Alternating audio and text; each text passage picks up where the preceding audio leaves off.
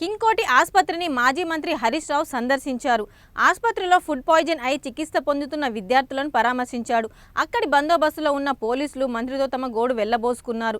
రేవంత్ రెడ్డి అధికారంలోకి వచ్చినప్పటి నుంచి తమకు సరైన లీవ్స్, డబ్బులు రావడం లేదని, పెండింగ్ డిఏలు కూడా విడుదల చేయడం లేదని ఆవేదన వ్యక్తం చేశారు. కనీసం స్టేషన్ మెయింటెనెన్స్ కోసం ఇచ్చే అలవెన్స్లు కూడా బంద్ పెట్టారని, ఏళ్ల తరబడి సేవ చేసి రిటైర్ అయిన వారికి రావాల్సిన బెనిఫిట్స్ కూడా ఆపేశారని వాపోయారు.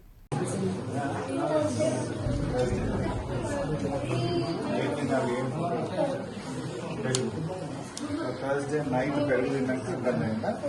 మరి ఎప్పుడు వచ్చేది హాస్పిటల్? నైట్ అంతా పెయిన్ వచ్చిందా? నైట్ అంతా వీళ్ళు పెయిన్తో ఉన్నారా?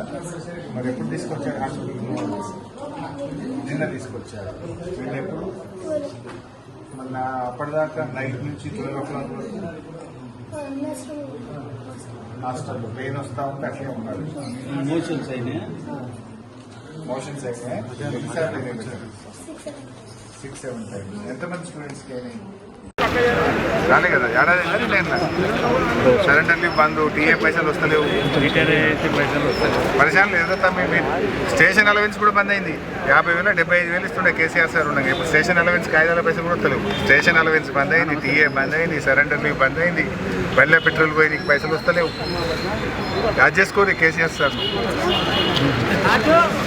సరెండర్లు బరాబర్ ఇచ్చిన 3 నెలలకు ఒకసారి వస్తే పిల్లల ఫీజు కట్టుకుంటారు.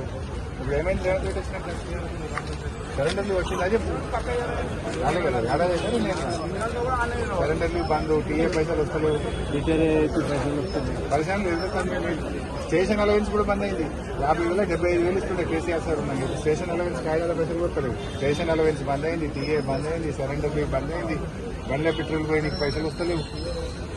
యాడ్ చేసుకోరు కేసీఆర్ సార్.